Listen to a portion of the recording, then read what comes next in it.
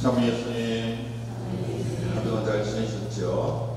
예, 요즘 온통 세상이 난리죠. 신종 바이러스 때문에 전 세계가 그야말로 진짜 난리가 났습니다. 우리나라 내에도 12사람의 확진자가 발표되고 나서 더욱더 그 공포심이 하늘을 찌르는 듯 합니다. 다행히 대구 지역에서는 확산 속도가 없다고 하지만 사실은 우리나라뿐만 아니고 전 세계적으로 아직은 치료할 수 있는 그런 백신이 확실하게 개발되지 않아서 애를 먹고 있다고 하니까 특별히 건강에 유의할 때가 아닌가 싶습니다. 손발도 깨끗이 씻으시고 또 가능하시면 마스크도 착용하시고, 그래서 오늘 주부에도 제가 계좌를 했습니다만 미사 중에도 기침이 있으신 분이나 또 감기 증상이 있거나 또 열이 있으신 분들은 미사 중에도 마스크를 착용하실 수가 있습니다. 이건 세상의 재난이니까 어쩔 수 없이 또 남에게 피해를 줘서도 안 되고 하기 때문에 특별히 그런 감기나 또 기침이나 이런 데 조심했으면 좋겠습니다. 오늘 주님 봉헌 축일 미사를 우리가 봉헌하고 있습니다. 주님 봉헌 축일은 바로 아기 예수님께서 이 세상에 탄생하신 지 꼭 40일째 되는 날로서 아기 예수님을 성전에 봉헌하는 것을 기념하는 날입니다. 다시 말해서 아기 예수님의 부모님이신 성모 마리아와 성 요셉 성인께서 아기 예수님을 성전에서 하나님께 봉헌하는 것을 기념하는 날이 바로 주님 봉헌 축일의 의미인 것입니다.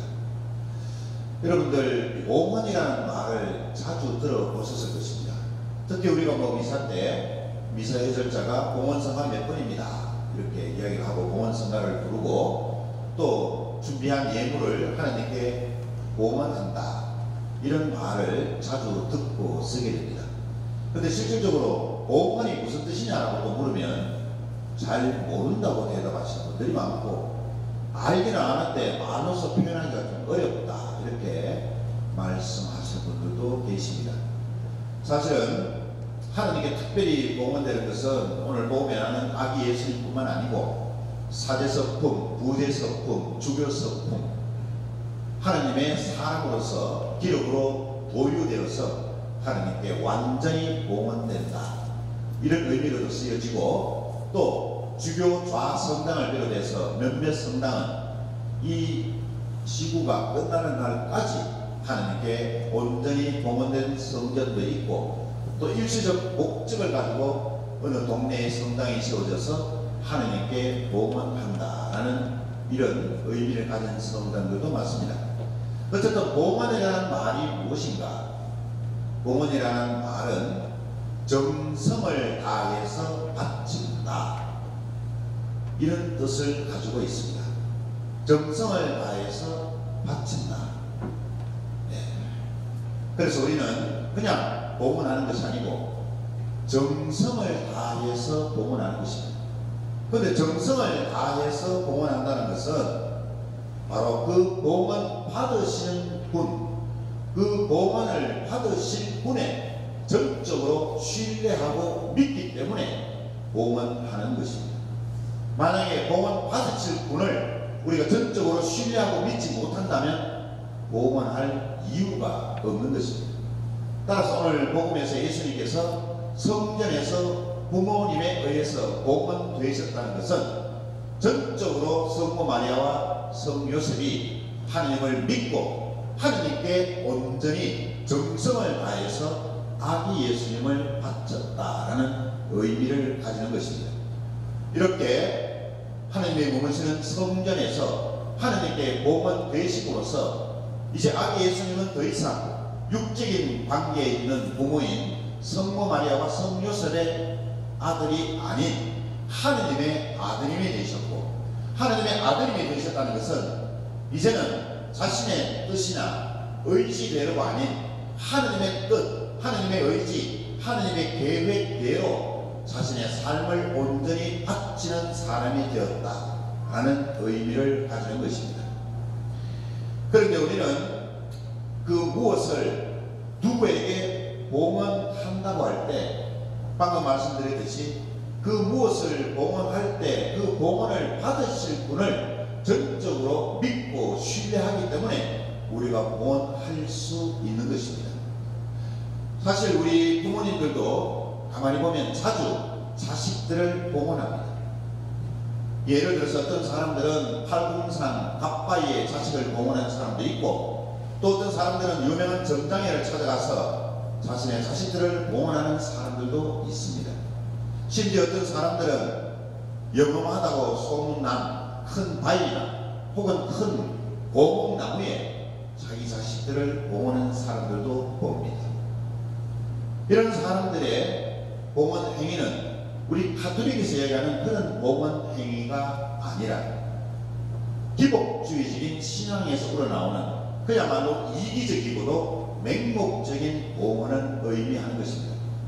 따라서 종교에서, 특히 가톨릭에서 이야기하는 봉헌의 개념과 또 방금 말씀드린 이기적이고 맹목적인 기복주의 신앙에서 나오는 봉헌은 본질적으로 다른 것입니다. 더 구체적으로 말씀드리면 입시를 앞둔 고3 수험생을 둔 부모로서는 자식이 잘 되라고 좋은 점수를 받아서 좋은 대학, 본인이 원하는 대학에 꼭 붙게 해달라고 부처님께 혹은 고목나무에게 혹은 큰 바위 앞에 촛불을 켜고 기도하는 그런 부모님들도 봅니다.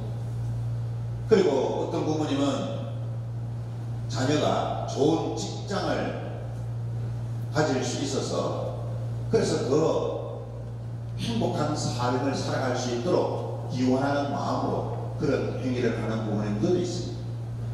이것을 한마디로 표현하면 자식이 잘 되라는 부모의 심정에서 우러나오는 것이므로 이것을 죄다 혹은 이것은 악이다 이렇게 규정 지을 수는 없습니다.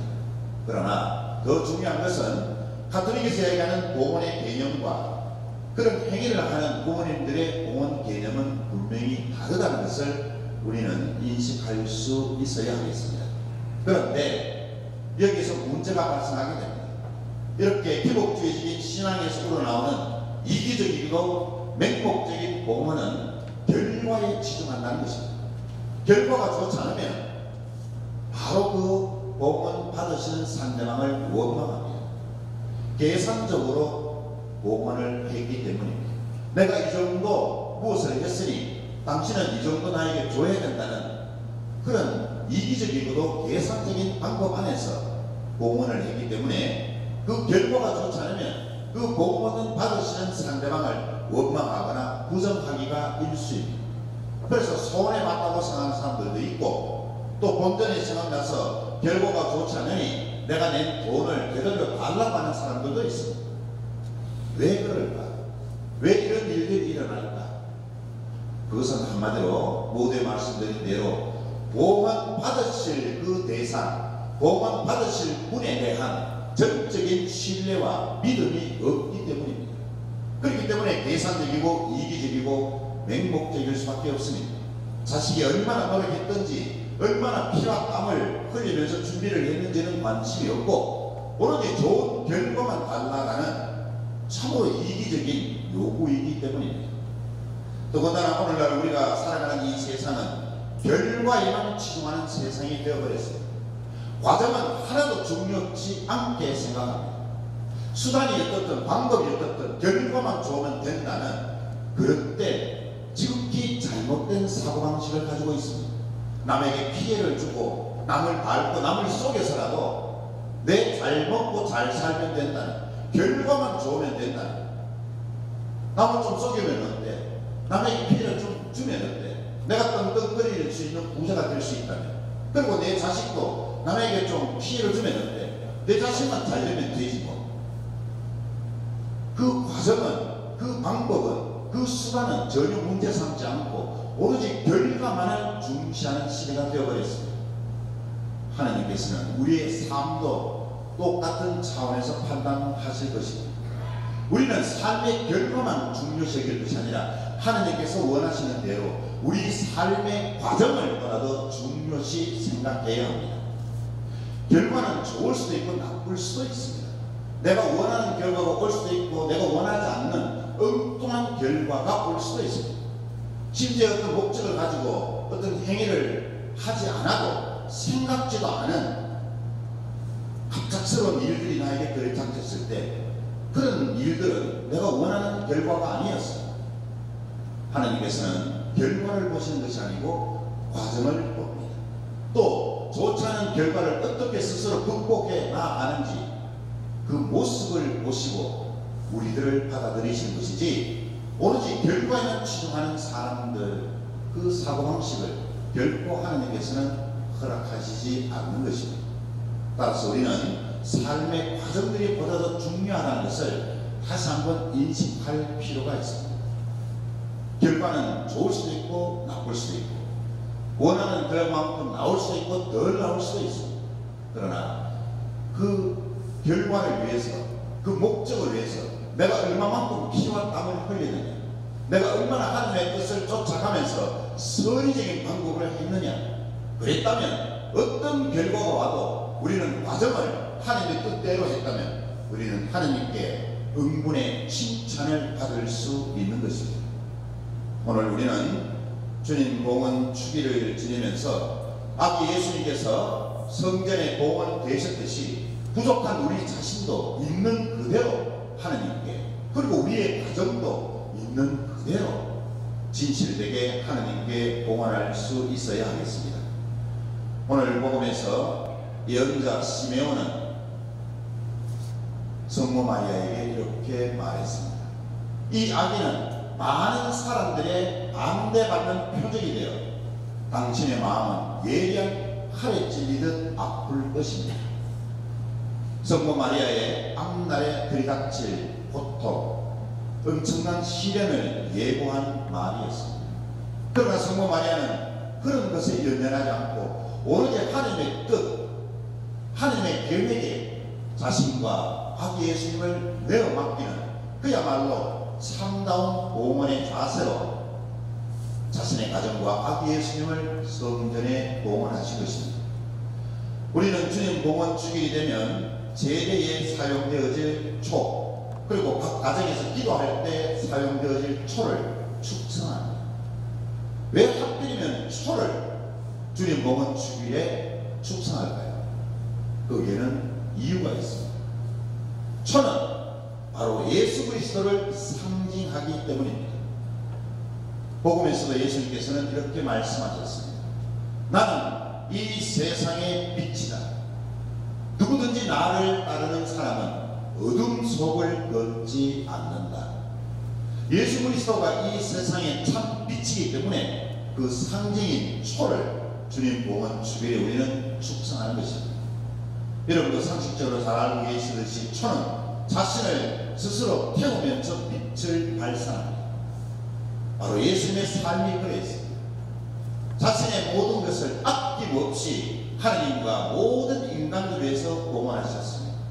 심지어는 하나밖에 없는 자신의 생명마저도 우리 모두의 구원을 위해서 아낌없이 봉헌해 주셨습니다. 그럼으로써 우리에게 구원이 온 것입니다. 그래서 예수님은 이 세상의 참 빛이시자 믿음의 빛, 희망의 빛, 사랑의 빛이 되신 것입니다. 오늘 주님 봉헌 주기를 지내면서 우리도 예수님처럼 촛불과도 같은 삶을 살 것을 새롭게 다짐해야 하겠습니다. 우리도 예수님처럼 이 세상의 믿음의 빛, 희망의 빛, 사랑의 빛이 될 것을 새롭게 결심해야 하겠습니다.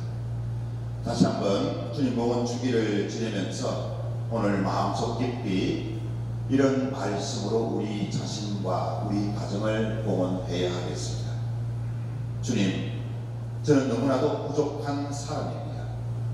저는 다른 사람들을 위해서 능력도 부족하고 지혜도 너무나도 부족한 사람입니다. 그러나 주님, 저희 이 부족함까지도 당신께 봉헌하고자 하오니 저를 어여삐 보시고 저와 저의 가정을 받아들여 주소서. 아멘. 모델을 서서 우리의 신앙을